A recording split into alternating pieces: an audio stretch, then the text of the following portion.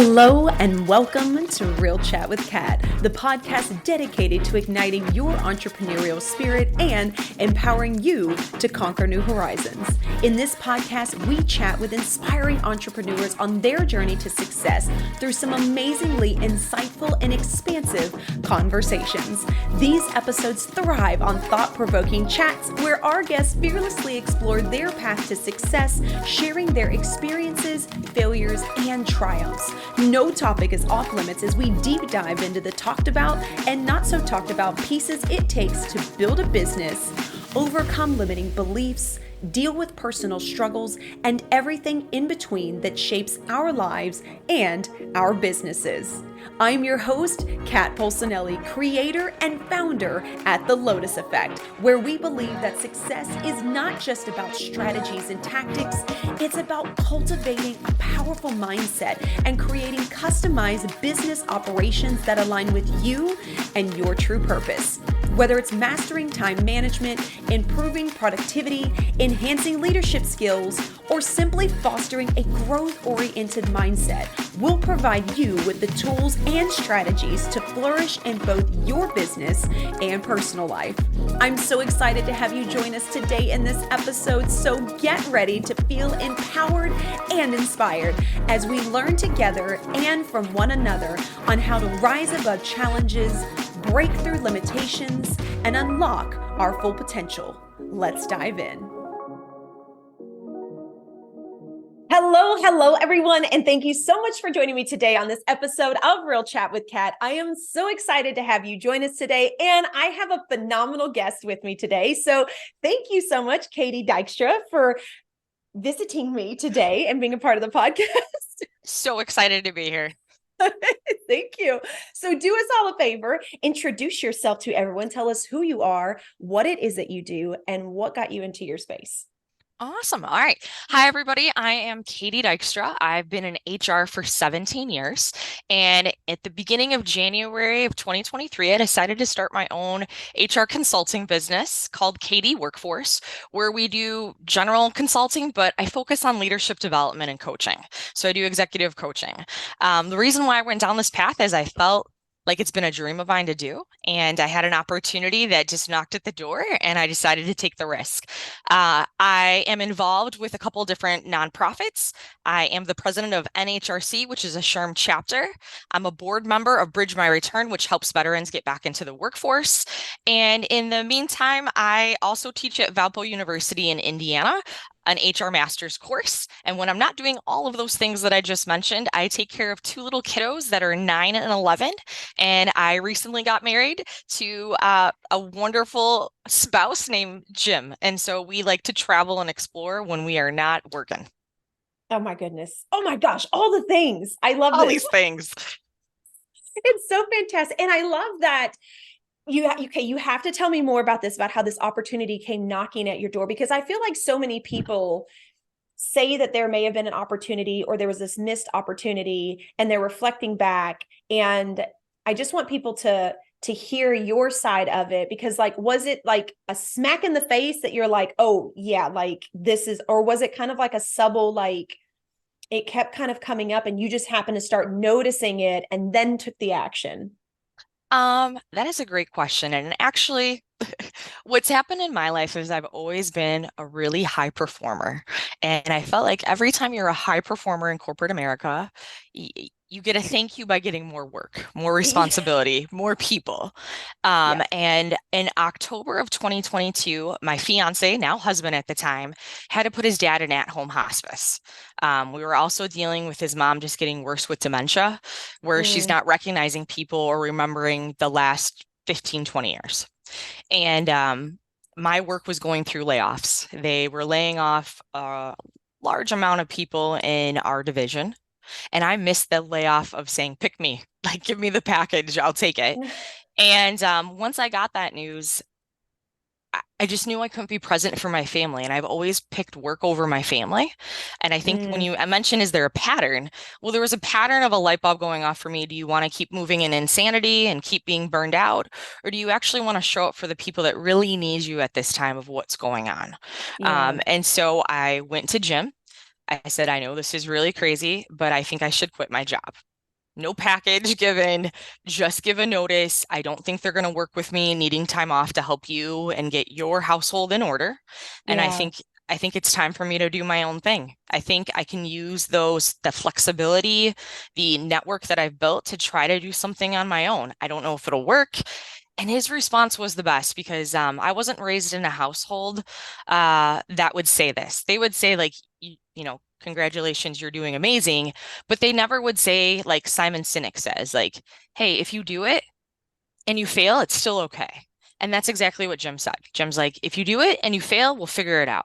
And so that kind of was the spark for me of I've got support. I'm going to do this. And so I gave a 3 week notice. My last day was November 9th. And then I took November and December to really build my website, start reaching out to people. And then January, I hit the ground running of starting my own business. And each month it's gotten better and better. And I've started to really grow my brand.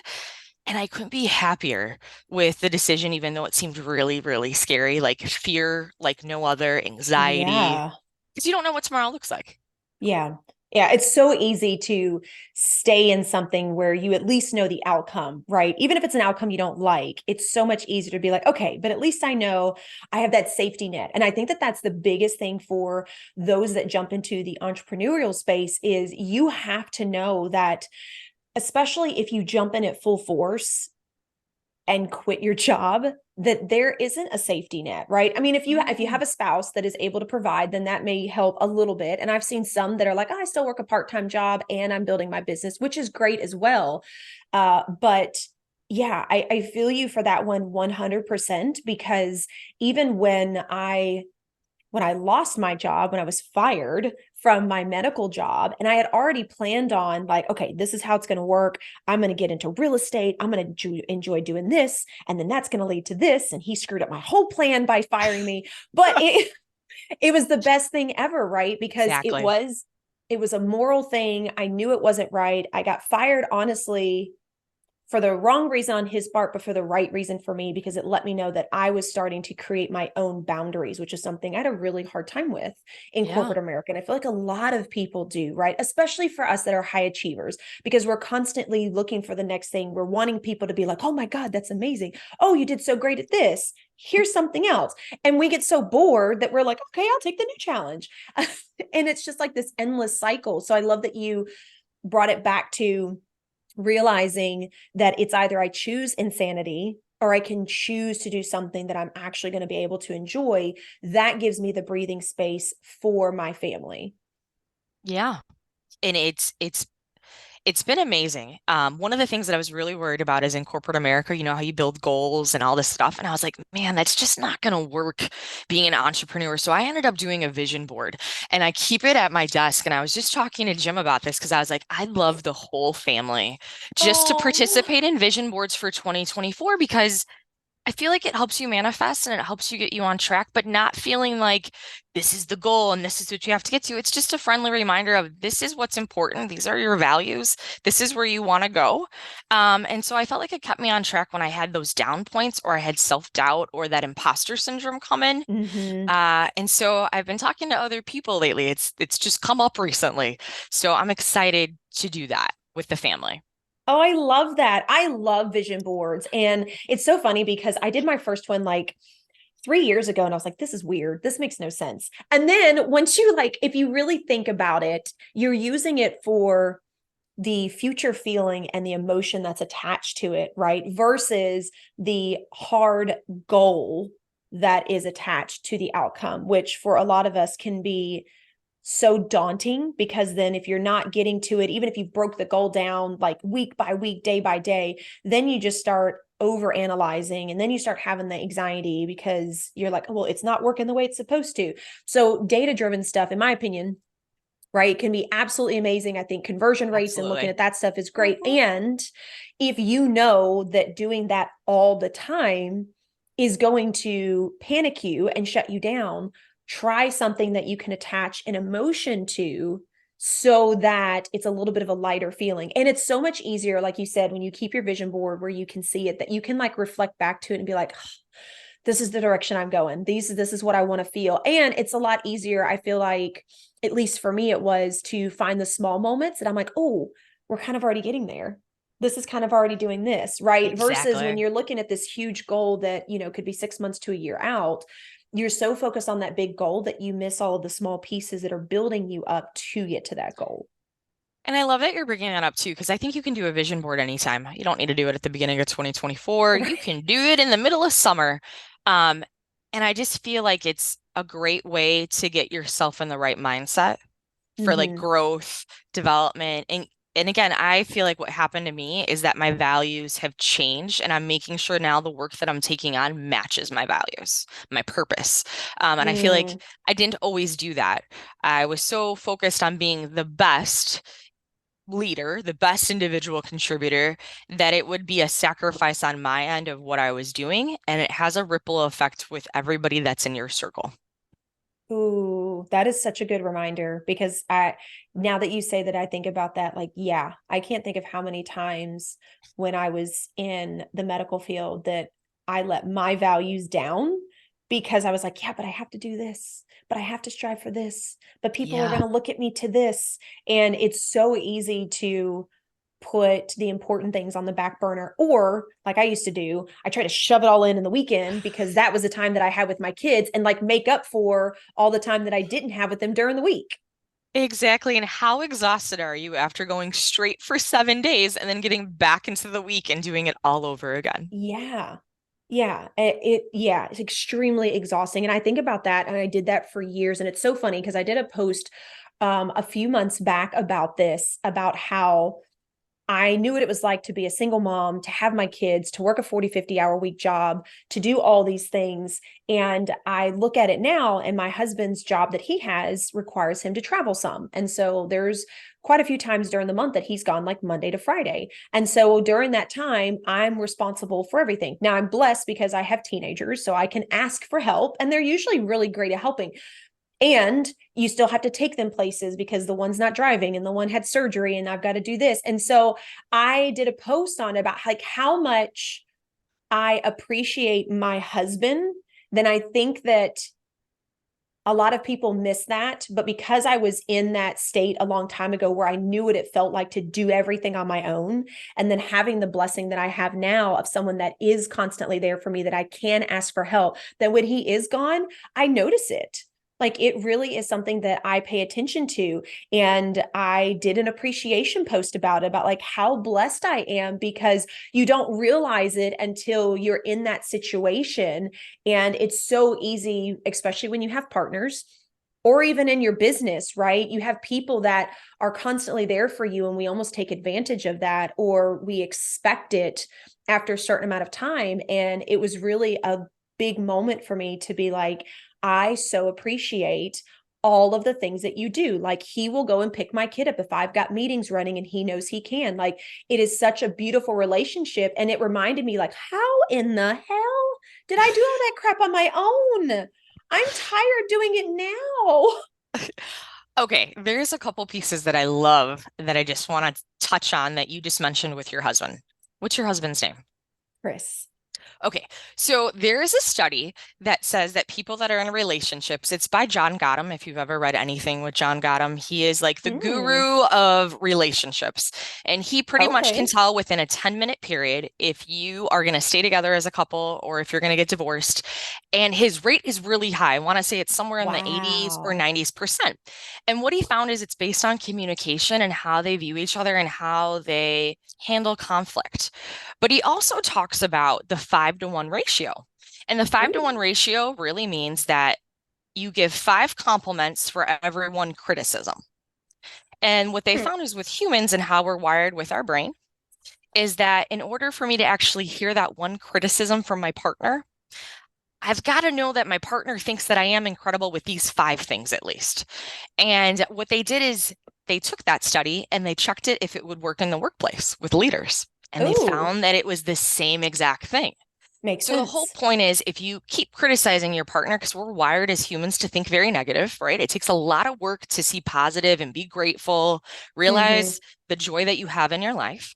And so it's a mind shift to think about it that do I praise my kids, my partner, people that I work with the amazing things that they are doing. And it could be the smallest thing that has huge impact, that when I really do have to talk to them about something that didn't go right or something that's bothering me, I know they're going to be more open to it because I took the time to let them know that I do think they're amazing and I do think they're appreciated in this household, in this business, whatever it may be. And so Yeah. that's something I would highly recommend. And it sounds like you're already doing it, but it's 5 to 1. I love that. And that makes so much sense too. And you are so right because I remember being in the workforce and doing things and getting like that real quick, like, oh, you did great. Okay. And now the problem is, and I'm like, really, I feel like we just like overshot everything that I just spent forever doing. And now we're on to the next problem kind of a thing. But you are so right. I think that that can be such a transitional piece back and forth. And you know what's so funny is so many people that I've talked with on this podcast lately, there are so many things that you can attest to in the corporate space, in your entrepreneurial space, and in your personal space. And when you really look at it, if you were paying attention to it, you really can use the same things across the board. It's not business is here, home life is here. Like it really doesn't play out that way if you look at it. And I have to say that the more that I've had these kinds of conversations and realize how much integration there is between business and personal and how it can ebb and flow back and forth, and the same things you would use in your business, you can use at home. It has made a dramatic difference, not only in my life with my partner, but with my teenagers as well, right? Because they're trying to figure out how to communicate and everything else, and they're going through their own stuff. And it's been interesting to see how easy it is, especially like you were saying, talking about communication. And we're going to slide into leadership, what you teach on. And that plays such a huge role, not only in your business, but in your personal life too. And are you taking that leadership stance? And are you using those leadership skills with your partner, with your children, with your inner circle, and really applying that in all areas of your life, which, to be honest, if you can learn how to do that, I feel like it becomes such a natural, authentic flow that you don't have to be like, okay, put the mom face on now, put the wife face on now. Okay, go put the corporate face on now. You can just be one person. I love that. So when I teach my leadership courses or I'm talking to executives, some of the things that I say is what we learn here, we can apply at home, like coaching questions, getting your kids to open up. I don't know if you always ask the same question, like, how was your day? Of course, they're going to respond with It's good. fine. Yeah, exactly. But like, what was something that you were surprised that happened today? Or what was something that you learned today that you want to tell me that I can learn? And it's amazing if you start asking those what and how questions at home, Mm-hmm. how you can take that and use that with other people. I recently went to a networking event for my SHRM chapter that I was just telling you about. And our speaker ended up saying, instead of saying, what do you do? Ask them, why do you do what you do? Like, why? What's the why? And it's amazing how I've switched and used that question that people's like eyes light up, that I'm actually asking what their purpose is. And Mm-hmm. and they're excited to talk about it.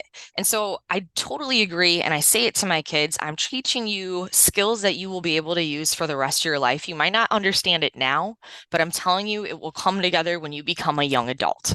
Because I'm trying to teach them even about emotional intelligence. I think the best leaders, I think the Mm. best relationships that you're in, there's a high emotional intelligence, meaning that I listen, not to respond, but listen to take in what you're saying. I'm curious to learn more about you.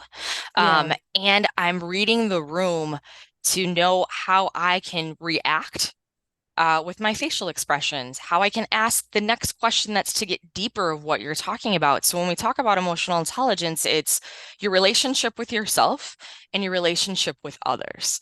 And that flexes throughout your life depending on what's going on. So like when I was going through my divorce and we found out my dad had cancer, I did an emotional intelligence assessment. It was the lowest it could ever be because my life was in shambles.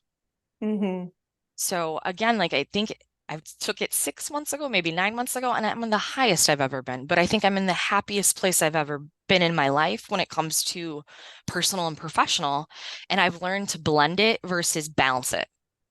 Oh, yeah, definitely. I love that word blend. Earlier this year, that was a big thing for me, was getting away from the word balance. I not a fan of that word. Because I feel like that is what everybody is taught. And it really isn't, you can't juggle all of these things and try to balance. It just doesn't work. But if you can learn to deal with what you're dealing with here and then kind of flow back into here, if you've got like a spurt, right? You're like, oh, I actually feel like I want to do this, then get it done. And then if you need to go back, then you can. And that's how my business has started flowing this year as well, is doing it in those spurts versus the way I was taught in corporate, which was, okay, this is what you do in the morning. This is what I got to have done by the afternoon. And this is where the evening goes. Because for me, and it works for some people, right? It really does. But for me, I know that that's not how I work. And I have always been like that. And it's so funny that we're having this conversation because I literally had this conversation with my 15-year-old last night. Oh, he's 16 now. He just turned 16 2 days ago. He's going to beat me. But we had this conversation because he has been struggling with just getting his work done in school. And it's not that he's not intelligent. He just thinks about doing it, then kind of gets started, then decides to do it later.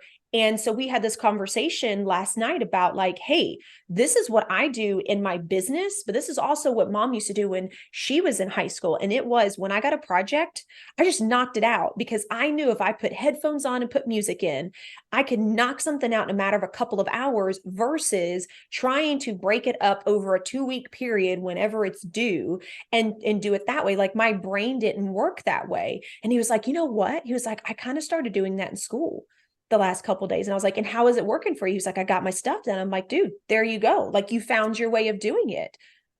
I love that. I love that you mentioned music. The one piece that I think I really struggled with, and I didn't realize it until I got to the other side of being that entrepreneur, is the creative piece.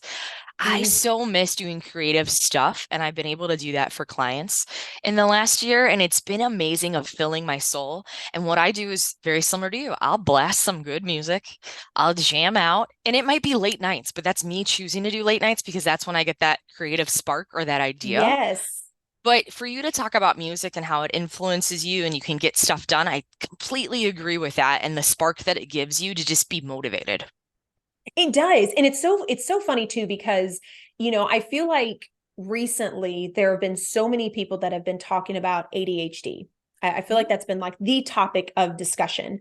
And when I really thought about it, I was like, I kind of wonder if maybe that was something that I had as a kid. It was just never recognized. My parents thought it was funny because I had the ability to do homework, have headphones on, and watch the TV. And I could tell you everything from all three pieces. It was just how I worked. Nobody told me that I had ADHD. Nobody stuck a label on me. Nobody said this is what you should be doing to help it. That was my natural flow.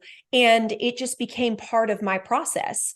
And I have loved that so much that I refuse to go and see if I had diagnosed because I'm like, I know how I work. I know how I flow. I know. And I just had this conversation with a lady yesterday who was talking about how like she has a really hard time in quiet spaces working. And I said, you know what? I said, I'll tell you what I've been doing. I said, which is really, really cool. I said, I found some music on YouTube. I said, and it's this really neat, like flow with no words. I said, because I get distracted and I sing. I said, but it's no words, but it's this really beautiful, like balance. And the music will go like high and then low. And then sometimes like it'll switch ears. I said, but what I've done is when I know I need to like hyper focus, I will put that in, but put the music on low so that part of my brain has to try to focus on hearing it. And the other part is like narrowed in.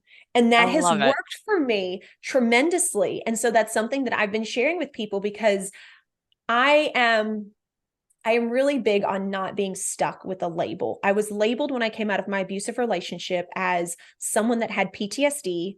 I had anxiety and I was told that I was brainwashed. And I was like, I'll be darned.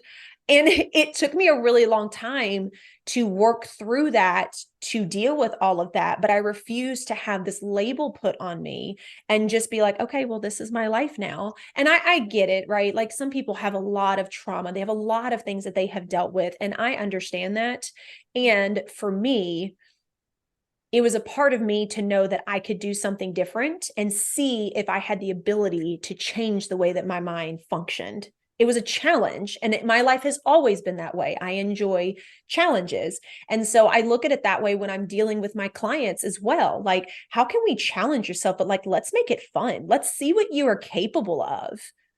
I love that. You reminded me of there is a gentleman that I follow on LinkedIn called Bill Dwyer. He's the CEO of Helping Hands. It's a nonprofit that works with people that have disabilities or might be on the spectrum, whatever it may be. But he recently um, talked about how he was diagnosed with being dyslexic. And he talked about how being dyslexic and being in a high leadership role has really given him a different lens and how it's actually been a positive in his life. And we don't hear very many people, one, that's in leadership like that, being outspoken, saying, "This is what I have. I'm really proud Yeah. of it, and it's really helped me." And I love when you're talking about your history. Again, it's a label that you're not saying that you agree with, but you're open about it, and you're saying, "Actually, it's helped me." Be better with handling challenges. It's been helped me with this skill.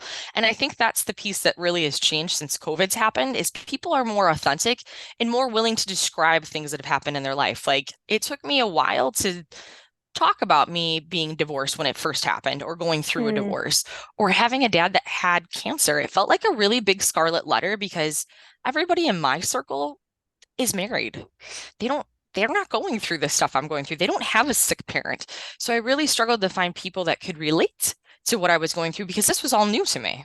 mm-hmm. And again, like the moment that I started talking about it, it was amazing how the resources started to appear. And so I've taken a different approach about 7 years ago to be like, hey, I am divorced. I do have a parent that has been ill, and we've had to navigate that. And I had two little ones being a single parent at 1 and 3. It was rough. It's Yeah. okay for other people to acknowledge that, yeah, they're in a low point in life. The cool part is you can't go any lower. You can only go up. So true. And I love that spin on it too, right? And I think that that's something that, as we start 2024, that I want people to understand and hear on repeat that like you can still choose how you Yeah, handle your situation. Yes, you may not be in control of being able to change it and say like I don't want to deal with this anymore, like in your situation with having a sick family member, but you can choose how you handle it. You can choose how you respond to it. And that makes all the difference. And yes, I totally get that like sometimes you're just in a moment where you can't choose and like you just want to break down. And I'm all for that as well. I had that absolutely. moment 2 weeks ago in my shower. I literally just sat at the bottom of the shower and my husband's like, "Are you okay?" I was like, "Just leave me alone. I am fine. I am digressing." And here's the deal, like I'm not saying that you always have to be happy-go-lucky by any means. Like all of us are on a journey and there's been lows to those journeys. But I Mm-hmm. also think some of those lows open up other doors of opportunity. And we have to get through that difficult part to get to that other side to see how wonderful it is. Oh, Oh, yes. so recently married, right? I'm a couple weeks married. We planned a wedding in 40 days. We Oh had my people, gosh. yes, and I'll give you a little bit more detail, but the whole point is like I was like, it's gonna take us like 18 months to a year to plan a wedding. And Jim's like, we don't got that. So what happened is Jim's dad ended up passing away in September. And I kept telling Jim, I said, we should just get married in front of the medical bed in the living room if that's what we have to do so your dad can see it happen. I go, we can No. do something else later. But Jim's like, no, it's okay, not a big deal. His dad passes, and you can tell that like he had regret that we should have done something. Mm-hmm. And then we got news that Jim's brother-in-law, so Jim's sister's husband, he's been battling cancer of the brain for the last 2 years. And they pretty much said, hey, uh, sometime in October, we're not going to keep doing treatment. This is the end. Oh, wow. He made it to this point. And so Jim just said, you know what? Is there any way if we can just do something really small? Bring my mom that's not even, really remembering who I am anymore, my brother-in-law, and can we maybe just do a handful of friends?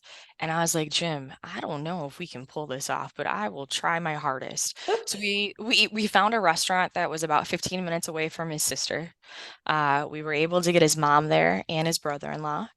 And we had 63 people show up. We had it at a nice restaurant. We did a micro wedding. It was Oh. amazing how all of it just came together. And the funny thing is, I'm talking about this, and there's a cardinal sitting right outside my window. And again, if you guys don't know, cardinals is a sign that someone from above is thinking of you and looking at you and just letting you know they're okay. So again, as we're talking about people that have passed, I think of Jim's dad. But we pulled it off. I don't know how we did it. We did bowling afterwards and people had a blast. And That's so awesome. it was amazing. Now, my husband is a big social person. He probably wanted 1,000 people at that wedding. So it was really hard for him to do this, but I think the most important people that we wanted there to show up did, and people Yeah. dropped everything. I mean, it was crazy. It was crazy that we did it. Yeah, that holy cow, 40 Yeah. days. Yeah, and you know that I feel like that comes back to what we kind of talked about in the beginning is just understanding where you're at, understanding how you want to handle something, and then figuring it out from there. And that comes from communication. It comes from that leadership perspective. It comes from like letting go of the ego and saying, okay, how are we going to come together? And I love that you guys were able to pull this off, and it just like it became exactly what it was supposed to, because I feel like that's what happens in life when you assess it that direction as well. Yeah, it's amazing. The moment that I give up control of being type A, because I am type A, um, is the moment that everything seems to fall in place. The fear goes away. The sense of the anxiety goes away. Now, was it crazy that I traveled during those 3 weeks of the 40 days? Absolutely. And did I stress out a little bit about stuff? Absolutely. But the support system that I had to help pull this off and people taking on different tasks versus, Jim and I taking on everything ourselves is amazing. And I think we tend, people that are type A, to struggle to ask for help. And Yeah. it's amazing the moment that I do say, like, I need some guidance, I need some help, that the people that are really important in your life will show up when you need them. And it's Yes. okay to lean on people. It is. And I will 100% stand behind you as the type A personality who has always had control and handled everything because I didn't trust anybody else to handle it for me. Like, because then I'd have to fix it, like, versus just letting it flow. I agree with you 1,000% on that one. And I feel like while I'm more in the flow of allowing that, there are still times where I'm like, what if I could just I mean, that's normal. What's really crazy is in my industry, I'm seeing tons of HR people losing their jobs right now with the economy. Mm, And they want to get out and they want to do something different. And I keep telling them, like, let fear go, like, update your resume. You have transferable skills. So, like, anybody that's listening to this, if you are miserable in your job, there is another job, another industry that you can get into that you'll be amazing at. Will there be a learning curve? Absolutely. But I much rather hire someone that has an attitude that's willing to learn and grow versus someone that's a subject matter expert but is an asshole. And so, yeah. like, my whole point is like we have to stop thinking the way society tells us to think about what happy is, what success is, what joy is. And your Hmm. purpose and values might look different than mine, and that's totally cool. If your dream is to do X and my dream is to do something else. But I feel like we let people's judgments or opinions really take control of our lives versus really getting down to the deep thing of that you want to do. And again, like I started doing my deep dream when I was 38 and starting to do things for me. So like you're never too old to start taking some risks, start doing something different and seeing what that outcome is versus living Groundhog's Day and being miserable with what you're doing every day. Yeah, definitely. I agree with that so much. And I feel like that is so hard for people to pay attention to. And I'm guessing that this is a conversation that it sounds like you have a lot with the teaching and the clients that you're working with as well, of helping them understand what that looks like. Yeah, I mean, background on me, I'm a law enforcement major. I thought I wanted to work for the FBI or for a police department. And Uh-oh. I was a leader in HR. So like how did I make a transition of a background in law enforcement to where I'm at today? And again, it's thinking about those skill sets that you guys have that are transferable. So when we think about police officers, they're really good at reporting, taking notes, and they're really good with taking information in and building relationships to get information. So can't that skill be used in other ways that they could work in, let's say, claims in the insurance industry and taking in stuff? Couldn't that police officer work in another industry with some of that skill set that they have? I'll talk about COVID and what happened. No one wanted to work in hospitality when COVID happened. No one wanted to leave their house, go to work, and come home and possibly bring something into their household that would cause their Mm-hmm. family to be sick. Okay. So what people started doing in my industry is we got creative. We started seeing like people that work in hospitality are great with customer service. They'd be great in sales. So we started Oh, actually going after people that were in hospitality that didn't want to do the crazy hours, the nights, the weekends, and getting them into corporate America doing entry-level sales. They have all the skill set. It's transferable. The same thing with teachers. Teachers can go into a lot of different jobs. We're seeing turnover in that industry still really high, and we're what, mm-hmm. 3 years, 4 years into now of when COVID took place. Yeah, So again, like I just like throwing that out because people always think that they're stuck because this is all I've known for the last 15 years, 20 years. But here's the deal, your skill set's so important and you can always learn another industry and take that risk. What's the worst that happens? You get the job and you hate it, you can quit and you can go somewhere else. I know I I'm saying love be that. risky, but like, Yeah. do you want to keep living a not fulfilling life because you dislike what you do every day? And let's be Mm-hmm. honest, we work more than we are at home. So why not do something you might enjoy? Yeah, definitely. Now, I have one question for you that I have a feeling is something that a lot of people would ask when you say this statement, which is your skills are transferable. Hmm. For somebody that, let's say, has been in the industry for 8, 10, 12 plus years, how would they define their skills? Because I feel like some people get stuck in, I do it all the time. It's just what I do, but don't understand how to break that skill down so that they can say, oh, okay, this skill could apply to that. So, how would somebody go about figuring that out? Yeah. I always ask people like, what's your strengths? What's your weaknesses? Again, so a strength might be they're very analytical. They can take data and they can storytell it with it like no other. There is tons of jobs that you can story tell with data in a different industry or in a different role. I always like to talk about soft skills. I call them universal skills because when you think about your leaders that are really good at what they do, which is growing and developing people and having them be the subject matter experts versus the leader, the subject matter experts have skill sets of building relationships too, right? Good communication, can handle change management. All those are universal skills that are needed in many roles out there. I also say, like, start playing with AI because AI will have an influence in every industry. And again, Mm, I'm not saying it's replacing us, but I'm going to say it's going to create new jobs. It also can save you some time too, depending on what you're doing. So it's okay to explore and be curious.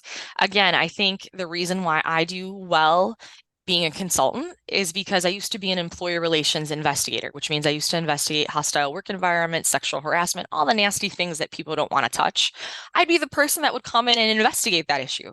But what it taught me is to be curious and to ask questions and to follow up and to dig deeper.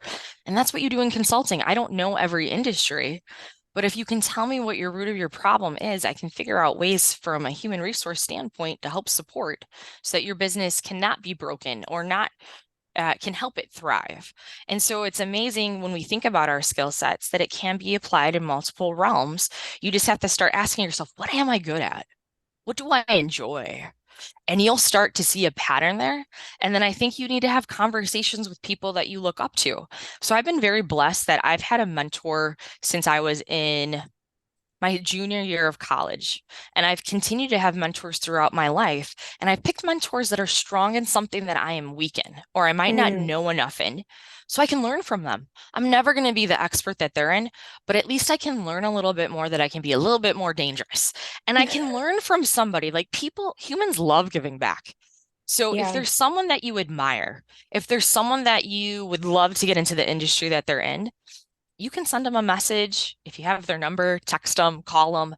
If you see them on LinkedIn and you're loving their posts and the things that they're telling you about, send them a message saying, I would love if there's any way we could just have a quick coffee chat. And I would love to learn how you got into this industry. And can I figure out if there's a way maybe I might be interested in this role, this position, the whatever. Hmm. 9 times out of 10, people will say yes to you because you authentically reached out and said that you admire them. They have a skill that you like. They're in an industry you want to get into. And again, humans love helping humans. And that could be giving time. It could be giving, I mean, I think time's the most important thing you can give someone. Yeah. So again, I like talking about that because I think more and more people are realizing that they might not like where they were, they didn't like what they majored in, and somehow they feel stuck. And the thing Hmm. is, you're not stuck. You just need to pivot. Oh, I love that so much. Now, as we come to a close, I'm like, I want to ask if you have a quote or piece of advice. I'm like, but I feel like that last like 5 minutes was like a whole caveat of stuff. But as we come to a close, do you happen to have a piece of advice or a quote that you would love to leave the audience with? Oh man, I'm a quote person. I'm really huge on it. I'm also a really big Disney fan. So I have a cup on my desk.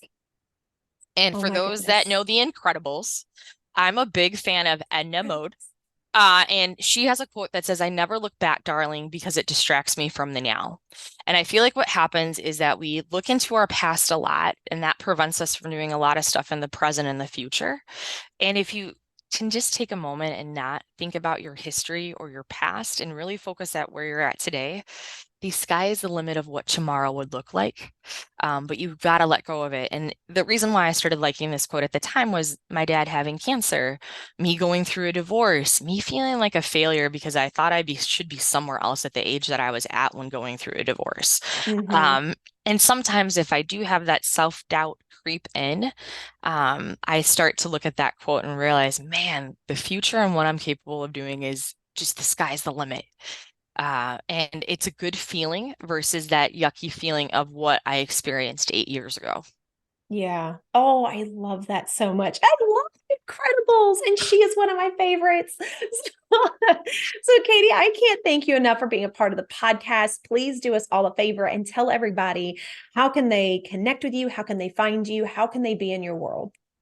Yeah, if you guys are on LinkedIn, you want to know more about career, anything that relates to the HR world, you can find me at Katie Dykstra, so Dykstra. You can also follow my business, which is my initials KD and then workforce.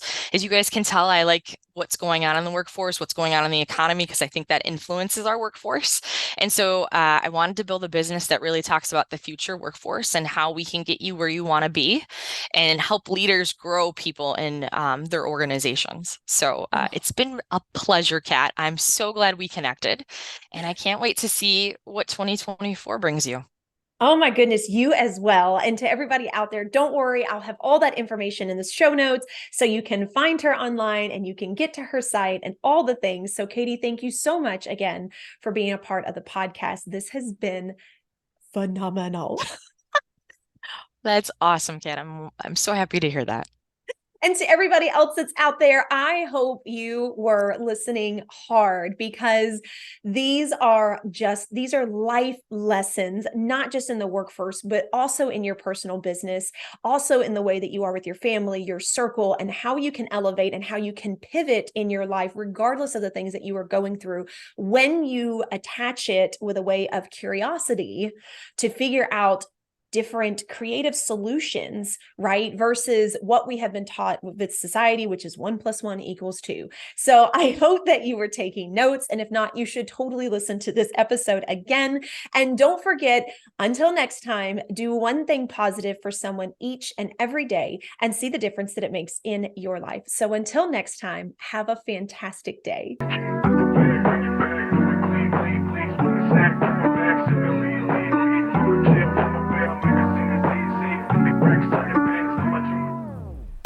Hello again, and thank you so much for being a part of the podcast today.